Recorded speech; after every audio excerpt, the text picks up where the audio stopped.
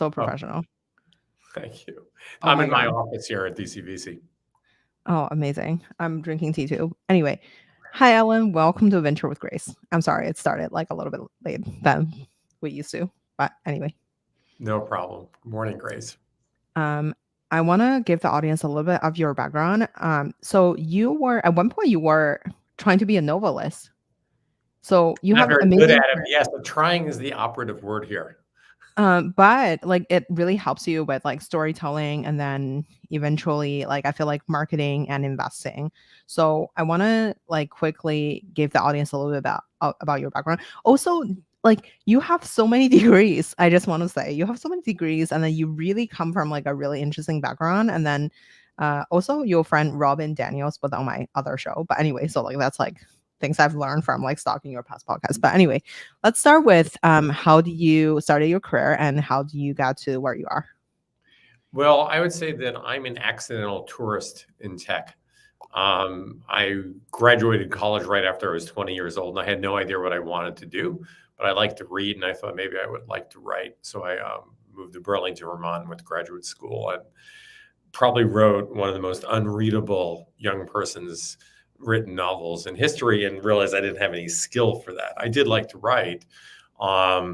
And then went to DC and worked on foreign policy, and arms control, and energy, and all kinds of things like that, and got another degree in school, and but was not really making any kind of commercial traction. And I realized, oh my God, I can't live on $18,000 or $20,000 a year. Certainly, if I ever wanted to do anything in life, so I went to business school. When I got out of business school, I was hired by a consulting firm actually to work on their international trade practice. But the guy that hired me got assigned, he took an assignment for 3 years to move to Australia to work on Broken Hill Properties, one of the largest mining companies in the world. And he said, do you want to come? And I had just gotten married, and that really wasn't quite in the original picture. So I said, I don't think so. So one of the technology partners took me on. And so I didn't plan it. It just kind of happened. So I'd say most of my career was just being open to good experiences rather than having any form of master plan. I'm not, I can be planful, but I wasn't certainly planful about my career. And then, really kind of got into tech at the birth of the internet. And then, came eventually after a bunch of jobs, came out to the Valley, worked for Cisco 25 years ago when the browser and email and web surfing were all just really happening. And so it was a great time to come out as part of that technology transformation. I think one of the things that you're really good at is like picking startups to join. So I'm on the 4 startups you've joined. Only one was like okay, but like or like not performing well, but like the other 3 all like went pretty well. So how do you pick like which company to join? I only work with people I know. And if I don't know them, I take the time to get to know them. Because I think ultimately, look, there are a lot of smart people and there's a lot of great investors, right? I mean, there's a lot of capital and there's a lot of brilliant technical and business folks in our industry. But the question is, are they the right people to work with, right? Are they going to have your back? Are you going to learn from it? Do you have something really unique to contribute, right? As opposed to having the same skills that everybody else around you has. So I always look for an opportunity where, my background would more uniquely play a role. And then it's obviously evolved over time as, I've had, more experience in various kind of what we think about as functions, right? I always worked in go-to-market initially as a product manager. I hired a great product manager and gave it up when I was at Airespace because I hired this guy, Matt Glenn, and he's the best product manager I ever worked with. And it's like, oh my God, you should be leading product management, not me. I'll just get out of your way. So, it kind of comes down to great teams. And I do have one thing I look for what I call teams that want it more. People have something to prove. It could be they have a chip on their shoulder. It could be that they've been passed over. It could be that they've had this brilliant idea, but nobody would listen to them. And when you find people like that and you put them in the right configuration, some pretty magical things can happen. And as opposed to people who've been successful a lot, and because I think, it's very hard to have that second and third great startup. if you've already had one. It just you have to kind of, I think, find other ways to satisfy the use of your energy. I think you said this on like a different show. You were trying to find startups that are, having something, I guess, like having an edge compared to like the incumbents. And how do you look for, I guess, like the edge? Because I feel like so for example, let's use AI companies as an example. Um, I feel like a lot of the AI, let's use like OpenAI, let's say ChatGPT, right? Like, so ChatGPT is a great product, but when you are looking at the incumbents play, we have Google, Gemini, and these other big tech company would just put this as like a feature within on top of their platform, right? So although like OpenAI is also backed by Microsoft, so like I don't really know who is the incumbent there or who is like the startup there. But like in general, I feel like in each startup, like they always have like a big tech competitor at one point. Um, how do you pick the startup that can kind of like having an edge compared to the incumbent with just having something that's like very similar offering for free? Well, I mean, so to back up, so look, I mean, we don't really know how like the large language model war is completely going to play out. It's Mhm, obviously kind of like a superpower game, mhm, right? The amount of cost to train the model and to run that, an enormous expense, right? I mean, OpenAI mhm, has raised a lot of money. They've actually had a lot of commercial traction, right? I saw they reported last year they had over $1 billion in revenue. It's like it's pretty. mhm, They're not really a startup anymore, right? They're a major player fighting it out with some large players, and we'll see how that turns out. I mean, ultimately, what I what I look for is when a startup is attacking a large market, which means there mhm, are usually large incumbents on it, and mhm, more fragmented is better. Um, and your product positioning and your market positioning and what you're building has to separate itself out from what exists in a mhm, way that people that are looking for that innovation can find you, right? Because ultimately, there's that famous curve that startups try to get to distribution faster than incumbents get to innovation. So mhm, you have this period of time, and you look for ones obviously that have a long time, hopefully years. I mean, if it's incumbent can catch a startup in a year, buying cycles can be extremely long. I mean, that's going to be very troublesome and from an investment or working, like, if you're thinking about your career. But mhm, if you can have a multi-year edge on the incumbent and you can run really hard, that's kind of what I look for as the basis. Then in the go to market, I think a lot of startups mistakenly try to avoid competing with the incumbents and like let's not wake them up. And I've found that what you want to do is that the people who know that your technology or your company is really great and it's something they've looked for, you have to make sure they can find you. So you mhm, want to almost use the gravity, the weight of the incumbent, because you know pick any incumbent, Starbucks, Microsoft, in electric cars, Tesla, right? These are companies that seem very unassailable, but people who know that these spaces will kind of know what they like, but they also know what they don't like about these mhm, companies and their products. And that's where you have to sail right into that. And mm, because you don't need their entire customer base, in fact, you couldn't do anything with it. But the mhm, really smart leading edge, those are the people you want to go to. And kind of a little trick that I've learned over the years is that when you meet customers in early stages of building companies and products, and they say, we like this so much, we've started working this on our own. They've already started to they care so much about what you're doing. They've actually invested their own capital and people and time into building something that looks like what you're building. Then you've got a home run.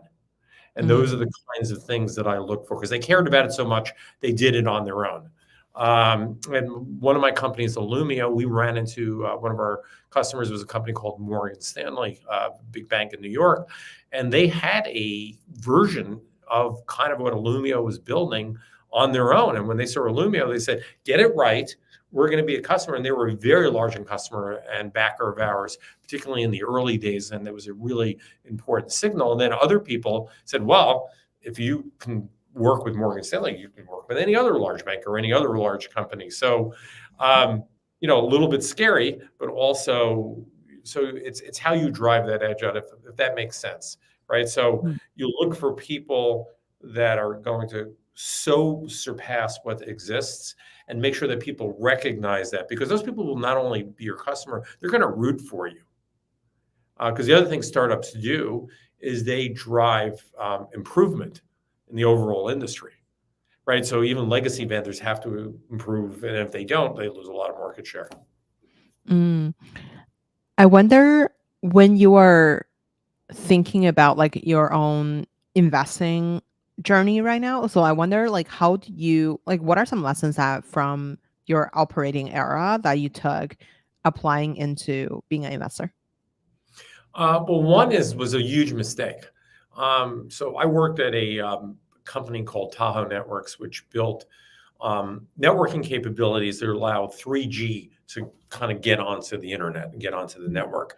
Actually, technically, product was amazing, really good team. However, there was no iPhone. There weren't any 3G devices. So we were a little bit of hurry up and wait. So you know, one of the first lessons, you know, beyond you have a great team, great technology, is the market ready to accept what you're building, right? And I mean, just to keep the example, of electric cars. I mean, there were electric cars before Tesla, but one of the things they did is they also put in the charging network that allowed people, and other people did that, and like ChargePoint and Go and all these other companies. So, are the market conditions in place for acceptance of a product or service that's easy for people to get their hands on? And the problems we had at Tahoe is not the team or the technology. It was just like there wasn't.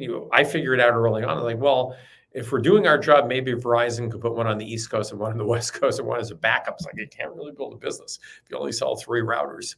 And so, so I think it's very important to understand market timing and the psychology of customers. Taking notes of customers. Why don't we talk about deep tech and one of your recent article, tech mats? What's the difference between mat tech and tech mats? Although I read your article, but I want the audience to learn more. So when we've seen technology in the last couple of decades, we've seen technology applied to a range of industries. Initially, most IT tech was kind of like back office, right? Building systems of records. I mean, most SaaS systems of records, or e-commerce transaction technology. It didn't change the food you were making, but it allowed a restaurant to take an order and know where to deliver it to, or e-commerce or things like that. What's different about deep tech is that the computational advantage, which we may talk about as AI, or the proprietary data set, is part of the product itself. So traditionally, if you were in the pharmaceutical industry, you would have all kinds of lab scientists and chemists and biologists and working with molecules and chemicals and trying to figure it out, and then testing them in the lab, and then testing them on animals, and then eventually moving to human clinical trials. What's different today, and I'll give you an example of this, is a company that we'd invested in called Recursion Pharmaceutical. They had one of the first giant NVIDIA-powered AI model machine learning data centers. So they're inventing the molecules on the computing stack, right, as opposed to playing around with beakers and lab scientists. So most med tech, which we think about as like devices, or like MRI machines, or ultrasound, or more importantly, things like pacemakers or implantable technology, they are the competition and innovation are kind of raging incrementalism, kind of the next best part. In tech med, technology plays the primary role. So I'll use the example of the company that's most on my mind, where I'm on the board, is a company called Proprio. It is a surgical navigation company, meaning it's like a co-pilot for a surgeon while they're doing their surgery. It helps guides them and knows where they are. And it does that through a light field. There's a very intense RGB video display. Mhm. And it effectively creates a Google map for a surgeon in real time. And if the body moves, the map moves. Mhm. And you know if you're lining things up. It gives you a 3D view. A surgeon can see around their hand. That company originated in a lab at the University of Washington. Mm. It came from proprioception is how you see yourself in the world. It came out of a vision lab. So the technology came first, and then how it got applied in the medical sphere and initially in spine surgery came second. So it was technology first, Mhm. industry second, as opposed to industry first. How do I apply technology to it second? So it inverts that curve. And now, because to the earlier question you raised, whether it's OpenAI or the large language models or all this computing power, you can model right down to the molecule, physical processes, the human body, autonomous movement. All of these things can be modeled on these powerful computing sets and then apply to a range of medical conditions. The other company I work with that was sold to GE is a company, Caption Health. So it is an AI-guided ultrasound that allows a non-sonographer or doctor or super trained nurse to be able to move an ultrasound wand across the heart and capture the EKG. Mhm. And literally, you follow the arrows on it like there's a screen like an Uber driver. And what that means is that so the software is creating this human technique, and it's done it millions of times through the training models, and it captures multiple images, and it knows something called the ejection fraction. That's how well efficient your heart is at pumping blood out. It captures that. And what's amazing about that is that's technology led, it's applied to a medical situation, but it democratized something. If you needed to get an EKG, you would go to a doctor's office or a clinic or a hospital, and you would need an EKG trained sonographer. Now, a Mm. med tech, meaning like a technician or a nursing assistant, actually can be trained to use this. And that means so many more of these can be done. It lowers the cost structure. So the technology is creating availability and democracy in medicine because it takes a long time to train medical professionals and there's huge shortages. So that's the heart of the tech med thesis, and you see this in AI across most of the industries. I like to joke that the technology industry globally is about a $4.5 trillion industry. And it's pretty competitive. Like try to build a CRM and compete with Salesforce. Pretty tough, right? But you could do it. May not win. Mark Mayoff's pretty good at this. So the ability to compete even there. But the other $80 trillion of the global economy hasn't had this range of competition from technology yet. And that's what's coming. And it's coming in agriculture. It's coming in space and rocketry. It's coming in pharmaceutical, tech bio and tech med. It's coming in automation. Robots are moving onto factory floors like agility to move packages and bins around. So those are all technology being applied to other industries, not just the accounting, the back office, and how the paper and the messages flow across all of these systems, if that makes sense. Mm. I think you're very good at making a lot of really abstract concept. It seems like very easy to understand. And I wonder when it comes to, since we're talking about investing, so when you are coming to up to sourcing, picking, winning and exiting, can you walk us through maybe one of your investment, either what you just mentioned, Purpureo Vision, or any other companies that you have invested?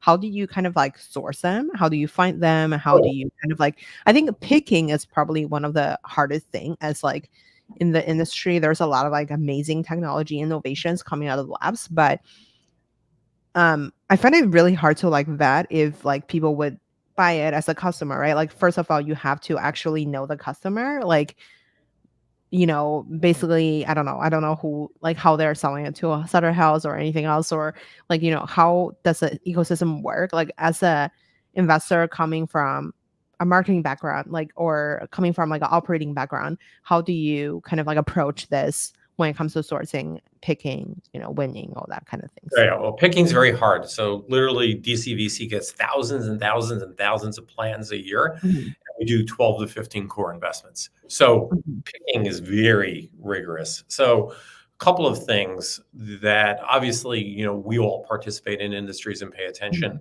mhm, A lot of the deals that I've worked on, and I think this is true to my partners, and by the way, in venture, it's true, are referred to from people we know and respect.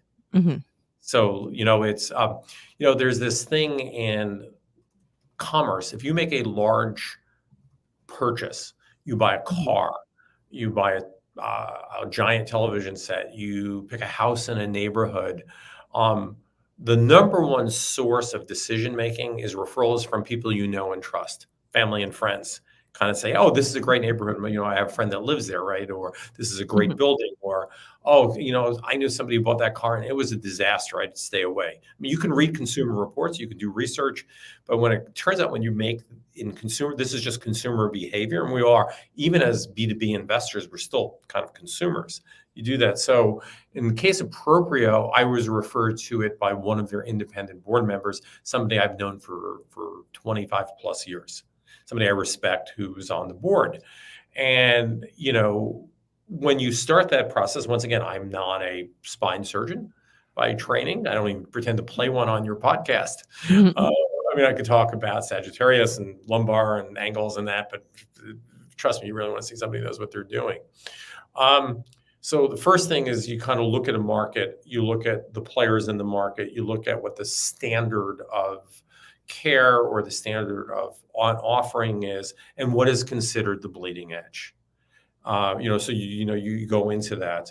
I met Gabe Jones, the founder and CEO, and Sam Brown, the co-founder, who's a spinal neurosurgeon up in Seattle. I met them at JPMC conference 4+ years ago. That happens in January, and they What showed me. is the PMC conference? Sorry, what It's is the big. that? Sorry about oops, insider baseball. My bad. Oh, okay. Sorry. It's the big health tech conference that happens in San Francisco every January. It's kind of like the Consumer Electronics Show for healthcare nerds like us. Okay. And they showed me what they were looking at, and I thought it was pretty interesting. So I decided to go up and visit. So you said, okay, I'm interested. We'll take another look. So the most important thing I think you can do, in addition to like all the research, and we have folks and we start looking at all of these things, is you have to go and visit the team, right? You got to go Mhm, visit people in their element. And when I went up there, and it was a small company then, I don't know, maybe it was a dozen, 15 people, I kind of met everybody. And there was one of the founders of Lytro, one of the experts in light field was there. There were real machine learning scientists working on algorithms. There were people with med tech background. And so I looked around, I said, well, this is a real team. They've really filled out all of the roles. You look at their background, it was very diverse. I mean, ages, right? It was like these were very serious people across the mhm, board on what they were working on. And they had a very clear view on what they wanted to do. So I said, okay, this looks like the real deal. And then we kind of moved into the research phase saying, okay, this is a big market, who plays in it and all of that. And we were obviously, you don't do this all in serial. Some of this is done parallel. I spoke to 5 spine surgeons, not the ones they gave me as references. I called mm, people at UCSF and Stanford. We used our network and friends to talk to people and said, well, what do you think about this? And mhm, when they said, "Is this a real problem? Would this really help if these folks build it?" So once again, you're always using in this case, I'm using my judgment and the firm, and that wasn't just me. I had other folks working with me on it. So there's judgment, and then there's expertise. And do you have a good expert network you can rely on? And then I would say the most significant thing for me is, having seen like a lot of robotic surgery, is would this be accepted by the people who work in the industry? Would surgeons want this? And what's clear is a couple of things that went on my mind is, one, there's a huge gap. So if you need to schedule an elective surgery, you could wait a long time, depending on where you live and what the level of expertise is, because there are about 30,000 surgeon gap in the United States today, which must mean there's 300,000 or 3 million worldwide, right? There's large parts of the world. Would this benefit the people who are really serious and professionals in this space? And the thing that for me about Proprio is that you would not need a PhD to operate this. This would feel natural and an enhancement. A lot of surgeons wear, what's what I'm looking for? They wear microscopes. They're used to wearing headsets, and they're used to visual assistance in what they're doing. So I like to say that, this was a company that was built by surgeons for surgeons to improve the outcomes of surgeons. So, would it be accepted? Remember my example about Tahoe, like great 3G network, no devices, no place to go. This had a place to go. And yes, it had large incumbents who were not really innovating, and did it serve a need? So you kind of walk through these steps getting to a decision making. And then the ultimate one, and I remember, and this is very famous in VC. So, the principals of the company came in to pitch our partnership, right? Which is kind of like you have the partnership pitch before you make the final decision. And one of my partners said, spine surgery, back surgery, it's not really always very successful. There's a lot of back spine surgeries that don't work out as well as you do. And they talked about improving, but they also said, we're not just doing spine surgery. This will be good for cranial, orthopedic. We're going to move the soft tissue. And when I realized that this had the potential to be a platform, not just for a narrow area, which is where you see in med tech, like they build very specific, it's very balkanized. So there are people who are good in ortho, and there are people that are good in spine, and there are people who are good in cranial, and they're all separate companies, and they're all separate languages, and they're all separate products. That this could be something that would be in the operating room and be used across a range of use cases. That kind of really brought it home to me. These things take time. Is that you want to build things that will be great. The target market, spine market, was $60 billion, plenty big. You can build a really big company, have a really great outcome, do a great job for your LPs, allow the folks to build a publicly traded company, but it could really go somewhere because of its applicability and other things that could be added to it over time.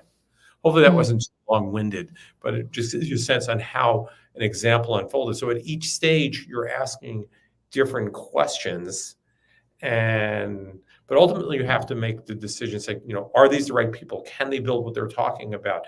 Is this a venture scale investment? Do they need $1 billion to build this? Or do they need tens of millions or 100 million, right? Does it fit a venture scale investment time frame? And then ultimately, will the market accept it if they do what they're going to say that they're going to do? And of course, the team have a good plan to get there. And then, those things you work really hard alongside them to help the company to get there. I wonder, so when you are thinking about, I think there's like two parts of my questions. One is, I think, what does your content diet look like to kind of like understand how the money flow within that ecosystem in terms of like healthcare? And then also, we chat about like your background in marketing, and like how do you kind of like quickly learn the concept of just like the tech med ecosystem. Also, the other part is like the venture ecosystem, because like I feel like making successful angel investment or like joining a successful company is very different than like like investing over a VC fund. So like because you have to think about portfolio construction, you have to think about like will this return my whole fund like over one deal, right? Like so we have the same conversation, right? Will this have a chance to return the fund? If it's good. I appreciate the conversation. Still learning from you, so please Well, I think there's a couple of things. One of the reasons I joined DCVC, which is kind of, I always say it's like the primogenitor, it's one of the first deep tech funds, is the stuff we work in I have to kind of like get a graduate degree every time I do something new. I have an investment in robotics. I have an investment in wireless electricity. I had an investment in a giant AI company before this. I worked on a physical security company that uses AI to know the difference between guns and an iPhone in your pocket as you walk through it. So what it does is, as opposed to relying on pattern recognition, it's like a new problem. And there's a lot of reading. You read up on an industry, you get industry reports. But for me, it's also about assembling the network of people who can help you answer the questions and make the decision. So, I must have, in the example of Proprio, talked to 20 people with tangentially different expertises around this problem and market set to do that. And then it's my job, right, and the firm's job and the people who work on this is to synthesize that in a way to say, is this a good decision for us, for DCVC? And so, we don't make snap decisions.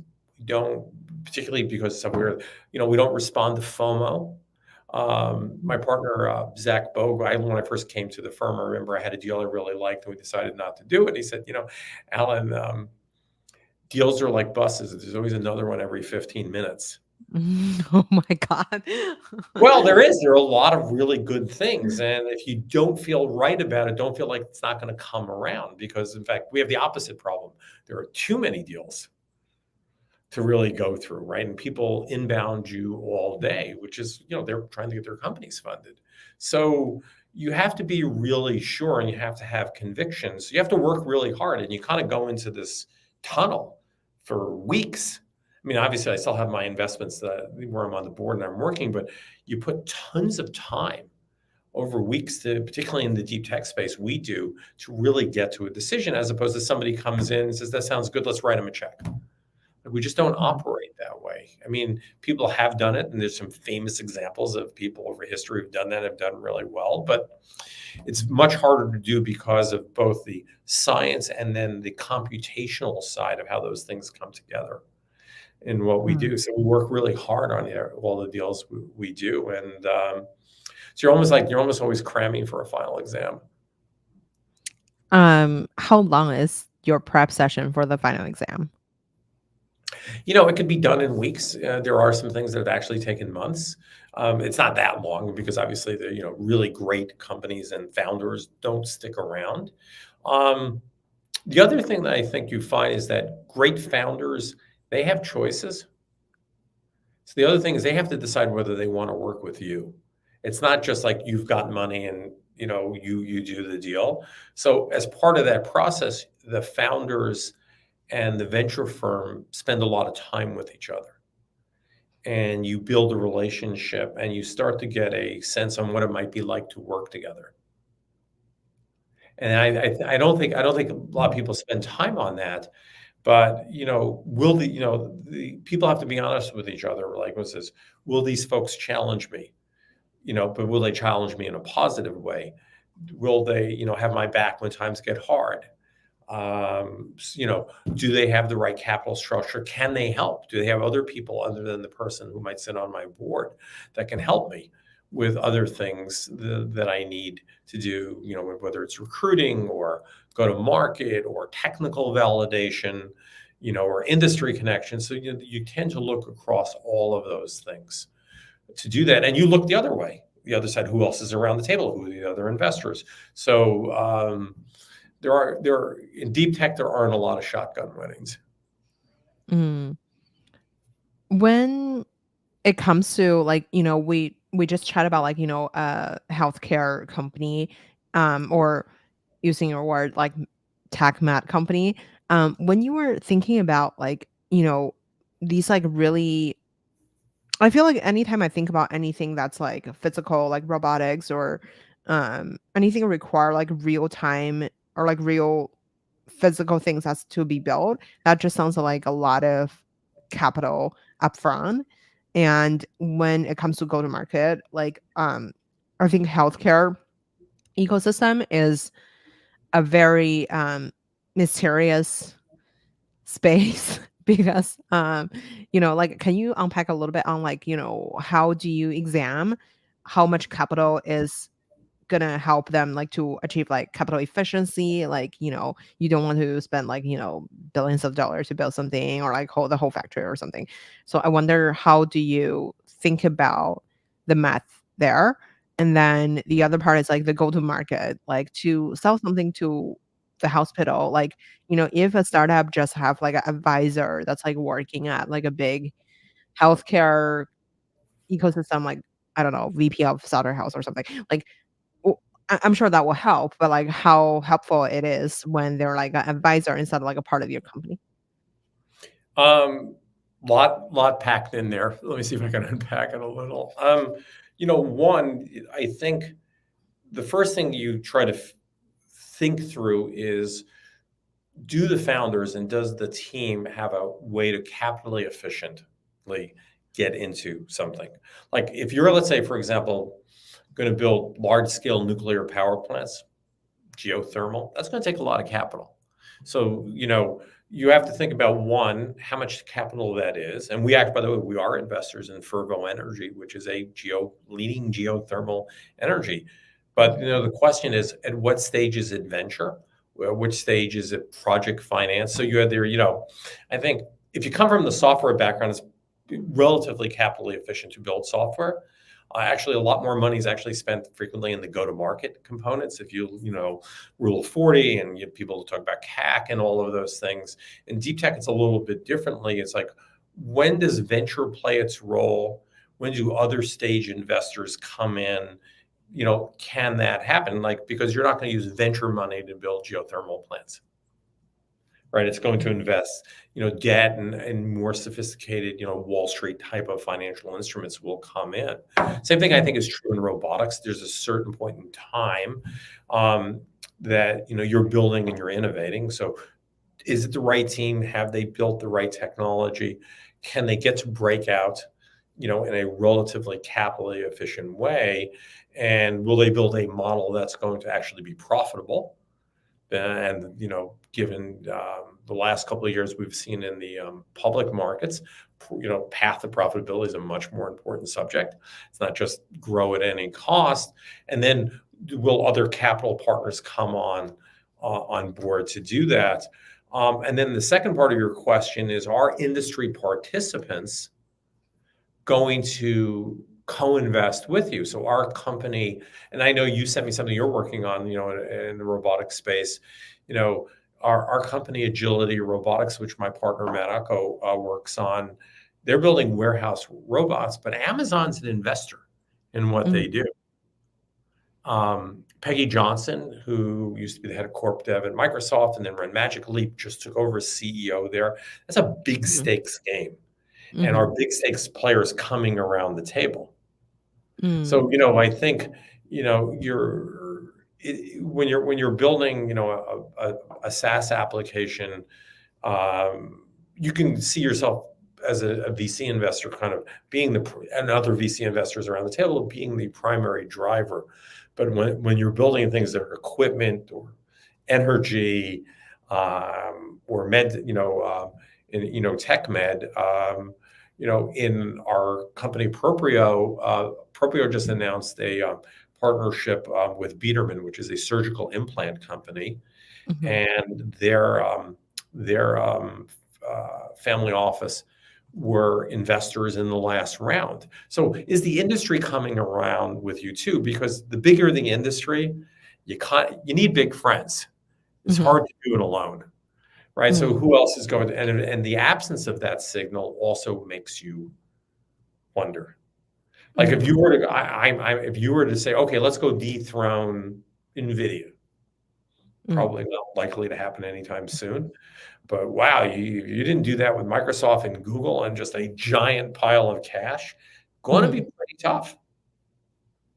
And probably not going to happen for the next couple of years, but we'll see. There are people working on other AI chips, right? And Intel's trying to do it. So, the bigger stakes the game, the more larger players around help provide the signal, even at the early stage when you're writing a seed check. And sometimes you use your relationships with them. Sometimes we use relationships in various industries with our limited partners who invest in us, who have some expertise. You can ask them. Hopefully that answers your question. Totally. I really like what you said about like, if something is very like major, you supposed to have big friends who also want to be in the part of the game with you. When it comes to making these big friends, I know that you've been in the industry for a long time, but if you were to hack it as like a younger person, how would you do so? Well, how many degrees of separation do you have between you and the person you're trying to get to? So usually, LinkedIn's been a great tool for people because you're saying, hey, I'm trying to get to somebody at Microsoft in the, I don't know, in the virtualization group. Like, who works there, and do I have anybody who knows anybody that works there? I mean, warm introductions between people who know each other is usually the best way. And in venture, we have a lot of relationships in the firm, and which is the firm itself, but then all of the people that work in the firm. And so I see, oh, my partner James, Hardiman knows somebody there. I said, can you make an intro? And if you have to use a lot of relationship capital sometimes to get to people. And I think relationship capital, in addition to investment capital, is a big asset. It's the invisible balance sheet of a venture capital firm, is the relationship capital they have in an industry or among people you need to get to. What do you think is like the hardest part about the job in venture compared to being a really good operator? Oh, wow. When I first started, you have to remember you're the investor and on the board, and you don't work there. Right? You're trying to coach people, but like they don't work for you. I mean, you invest in them. I mean, so you can't exactly say, hey, do that because I told you to do that. Right. So, which is not a great way to actually even be an operator. You want to show people to do that. So I think understanding your role, and I'm you can talk to any of the portfolio companies I work with, I'm very hands-on. I care a lot. I'm never going to completely come out of operator mode. That's just who I am. 5 years in ventures, it's really hard to wipe out, 25 years building stuff. So, making that transition, taking the best of it. The hardest thing that I've learned, and this comes from having, you see all these lines under my eyes and the gray hair I have on the side of my head, is that you learn a lot of things over the course of your career.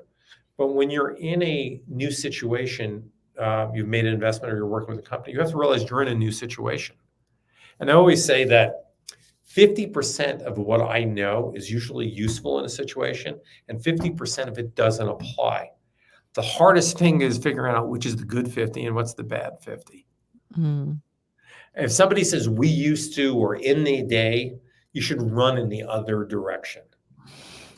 Tony Soprano once said, remember when is the lowest form of conversation, because when I did something 15 years ago is not exactly the same as the way something's happening in an industry today. So you have to, situational and time awareness. So you can't be overly nostalgic as an investor because those times don't exist anymore. Industries have changed. And so you have to appreciate people with insight and less experience sometimes, and learn how to work with them in that way. So that was a big transition issue. And I think right now you see a lot of people in venture come more from operating backgrounds. It's not like, hey, I got out of college, I was an engineer for 2 years at Intel, and then I got a job on Sand Hill Road. Right. And I've been doing that for 25 years. I don't think that happens as much anymore. You see a lot of people, you see other structures. We have some operating partners at the firm, phenomenal people from all kinds of walks of background, right? And they participate, right? So how you see, it's not just like a hierarchical up and out kind of thing. You have all these other people that play roles, people who work with you, who who give you advice, who participate or sit on boards. Sometimes our operating partners become the primary board members for some of our companies. We have an operating partner who, Matt O'Connell, has amazing experience. He took 2 satellite companies public. Like, he's the person we want working with a satellite or space company. So I think the thing you have to always remember is, how do you put the best person in the best position to do that? I wonder, so it sounds like from like sourcing deal, you guys have like a very different pool of, it sounds like you pick the company that you kind of went after than like people passively inbounding deal into your email. We fund those too, by the way. Okay. So I I mean, wonder, when you're examining it, like what's a 30-second thought process when you're picking the deal that you want to move forward? Because it sounds like, you mentioned like the company that you invest in, like the surgical company, they were, built by industry players, and like, they're more senior. And the company that I've like shown you are like from, people with a lot less experience, maybe because I'm a lot less experienced than you. So I feel like there's like 2 kind of pool, right? Like, one is like the industry established player pool. There is like the newer comer who is like good with technology, like you mentioned, like tech mat these days. So the technology come first. They know the technology, but their lack of industry knowledge. When you are going after these kind of two different like group of people, what's your approach on like vetting what's making sense for you? Or do you more pro to like people that are like a lot more experienced in like an industry, and then they kind of like adopted the technical solution because of they know the I problems? mean, look, we've invested in 23-year-old founders and putting tens of millions of dollars in their business. What I would say is, the thing that I've come to learn and really appreciate, and like my partners started our firm, Matt Ocko and Zach Boak, have been investors for a very long time, Mhm. and they maintain both a level of fact-based objectivity and Mhm. openness when you see things. So I think, you have to be careful about snap decisions, Mhm. because you can miss things. So, the Mhm. hard part is the volume of things you see Mhm. versus not making snap decisions. Mhm. And one of the things that, I've learned, I mean, you forget even later in your career, there's still a lot you can learn. I've learned a ton working at Mhm. DCVC, is the discipline of the thought process. And that's what I've learned from Mhm. my partners. Like, they're really good at being very disciplined. Like, is it in scope? Is it something that we would invest in? And, one of the things I do look, and I have this little, so people will hear this today, is like, when you send me a business plan or you send me a LinkedIn, are Mhm. you working on anything remotely close to what we work with? Like, I get like consumer deals, Mhm. maybe because like I was a recovering marketing guy, and, but like, I don't make any consumer investments. The firm doesn't make consumer investments. Like, so, like, I don't spend any real time on that, right? It's just not in scope. So, are you like, do they do these kinds of deals? And, how well do they communicate, like, why they think your firm would be a good fit? I mean, a lot of people just spray and pray. They just Mhm. get a list of venture contacts, and, they just come flying in. Sometimes they like actually don't even have your name on it. They have somebody else's name. Hmm. And, so have they taken the time? But more importantly, so I've just given a clue. Like, so if you want to send a deal to a friend of mine at Lightspeed or Andreessen Horowitz or NEA or Sequoia or DCVC or Lux or Closer or any of these great firms, do you know somebody who's actually worked there can make the intro? Mhm. I mean, that's a good first start, because when you get a note from somebody, you take an extra second. Mhm. I mean, it could be an attorney, it could be an accountant. Like, there are all kinds of people that we run into our career. It could be a former entrepreneur. I mean, that's my favorite referrals are from people who either have already invested in or have invested in the past. Because they know the good and bad of working with me, right? And it's like, oh, please, Alan, no way, right? But it's like, if you're really desperate, I'll send them to you. But I think those are the kinds of things. So you have to just take a beat and think through that. And of course, sometimes you don't. So how are you going to capture somebody's attention when you inbound them with a plan? And the first question should be not what do you do? It should be, why should I care? I always joke that the worst pitches are like the worst speed dating. So I've never been to speed dating, but I know people who have. Imagine you sit down, you're at a speed date, and it's nice to meet you. Great. We'll pretend. I'm not trying to do anything untoward on your podcast. And he says, totally. We're both married. Very nice to meet you. Let me tell you all about me and all this great stuff I'm doing. Like that would probably be very unsuccessful. And that's where a lot of inbound comes in. Like, we're the most amazing, blah, blah, blah. And it's like, sometimes like, hey, Alan, I noticed that you did X. Because of that, I thought about you for Y. So you start to create a connection, right? So I think, like, ultimately, everything in your career is about liminal space, right? That's the space between two different spots, where you connect things. Are you making connections? I mean, I'm less of, I'm a recovering marketing guy and a product manager. I'm really, at this point in my career, a connector. I connect people I know to companies, connect to capital. Like, so you're, ultimately, connections that you already have, strong connections, do the most work. So use them when you can and where you can. From isolation, from isolation, sometimes we'll just outbound things that we see, and I'll do that too. I'll say, hey, that's really amazing. And I'll just get in touch with the entrepreneur and says, look, you don't know me from Jack, but I saw your product or I heard about it and I'd love to learn more. We could potentially be a good investor for you. Right. So we also outbound. People go to industry, you meet people at industry events and meetups, and, it's, but, ultimately you have to have a connection with somebody, because if you're going to work with them for 5 or 10 years as an investor, or you're going to take, capital from somebody, and like you have to have a connection. And that's what's really important. And, so I know we're going to run out of time. To go back to my early background, what I love about literature, and the best literature is the greatest literature does one of two things. It takes you out on a fantasy about something that, like, you're reading Hail Mary, or The Martian.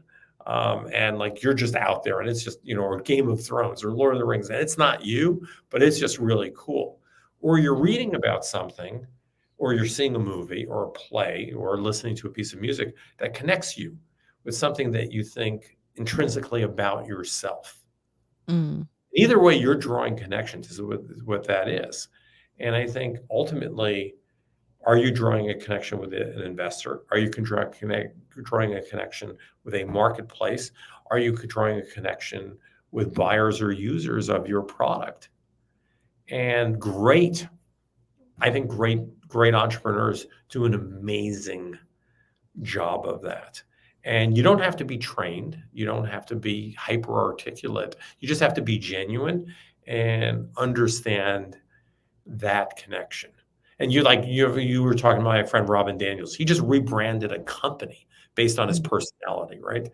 LMS 365, he sent to me Zensai, and I sent him a note. And I said, oh my God, you didn't just rebrand the company. You branded it around your own personality. And he goes, yeah, you got it. Right. And he's always writing pieces for people about connecting, about experiences, about being genuine to yourself. And those are the things I look for, some of those similar things. And, then I also look like, is this amazing? Is this going to make a lot of money? And are these incredible people that are going to be with it and take this over the finish line and, outcompete everyone around them? So there's all kinds of connections you look for. What's a challenge of deep tech investing? And then is there like a specific set of LPs that's like focusing on the deep tech sector as a sector? It is a very technical business. And you have to, and I've learned this, from my partners, right? I didn't teach it to them, they taught it to me. You have to play multi-level chess. If X, then Y, if Y, then Z, if Z alpha prime, right? You have to walk a couple of steps ahead as opposed to coming up with the next food delivery app, right? Because many of our companies take longer to build their products. They're scientifically and computationally more rigorous to do that. That's the harder part. Here's the better part. Very few of our companies crash and burn, meaning because if they've come up with something that is technically really works, even sometimes if it's not going to be a giant commercial success or it's market, it's so attractive, there's usually an acquirer or a merger partner. So more complicated, going to take longer, yes, but less complete absolute fireballs on the other side. So it's a little less sprinting, a little more marathon running.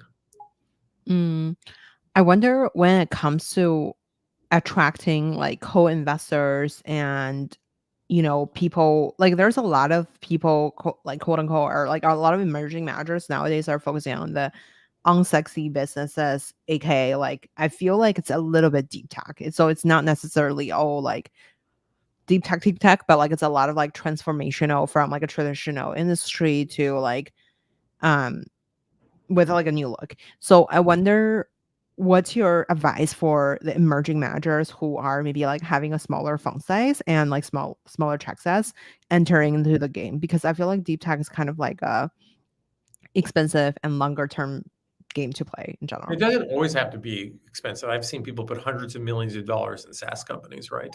Right. Why is that so expensive? You know why? Because it turns out building the product isn't the most expensive thing. Acquiring the customers. I mean, if you look at the SG&A of a lot of software companies, the engineering team's a lot cheaper than the sales and marketing and support teams to keep it going. What I would say is there's a couple of things. One would be you should have relationships with larger investors. I mean, right? We have smaller seed and angel investors who we know and work with, and they're a part of our deal flow. Take the time, go buy somebody a cup of coffee, right? Because I mean, the weirdest thing I learned about venture is the minute you make an investment, you're kind of on the hook to help them figure out their next investment. The day the check closes, even if it's 2 or 3 years later, like you already have to start thinking about who's going to do the next round. It's even better if you think about it early, and then you want to expose them to people. So you have to kind of map out what your network is, or is going to be. Because investors move in groups. There's a lot of democracy. Like we do deals with venture firms many times that we've never heard of before, but most of the time they're people we know or people we would have worked with before, even if we haven't worked with them in a while. So that part, is really, really important. I think you have to, all the things I just talked about, I think you just have to think through it, which is how is this company going to enter in an industry? Are they going to have enough to break out past an incumbent? I'll give you an example of an industry that has not done as well, which is a lot of the plant-based substitutes for like meat or cheese, things like that. Years ago I saw a deal. We saw more of those like 5 years ago, and there was a cheese company I saw, and they were using soy, and and they brought some over. We tasted, it was okay, and I said, "Where's the mozzarella?" And they said, "What do you mean we're not doing mozzarella?" And I like 70% of the cheese that's consumed in the United States is sitting on top of pizza. So if you don't have a good substitute for mozzarella, you're working in some very small niches. And when you work in a small niche, unless you exit early and don't use a lot of capital, it could be very difficult. Mm. So my other trainings, I'm trained as an economist, right? So I always think about structural economics of an industry. You can spend a lot if you're going to be able to win in a very large market that can absorb a lot of product. But if you're going to go into a very narrow niche, you better be very capital efficient and have a way to break in early. And if you're going to be in the cheese business and you miss mozzarella, like, man, that's good luck. Mm. I'm writing stuff down. Okay, I want to be mindful of your time, and I want to jump into like a 1 minute fire round. Okay. What's your favorite book? Oh, I don't have one. Favorite book all time? James Joyce's Ulysses. Who would you invite to your dinner party? Who would I invite to my dinner party? I would invite Jack Kerouac, J.R.R. Tolkien, Albert Einstein, and Richard Russo, current novelist. Who made the biggest impact in your career? Oh, aside from my own family, aside from my wife, I would say my mother. I used to think it was my father, but my mother was really the driver in our house, and she really taught me how much agency I have in the world. I You can invite them both. didn't realize that until she died, and it hit me like a ton of bricks. It was really, she was actually the most important person. That's so touching. Where can we find you outside of work? Sorry? Where can we find you outside of work? Where can I find me outside of work? Bike riding, traveling, drinking wine, eating out, spending time with my family, which is always number one for me. Amazing. Well, Ellen, thank you so much for coming on to Venture with Grace today. Thank you. I appreciate you having me. It was fun. Great. Let me quickly end.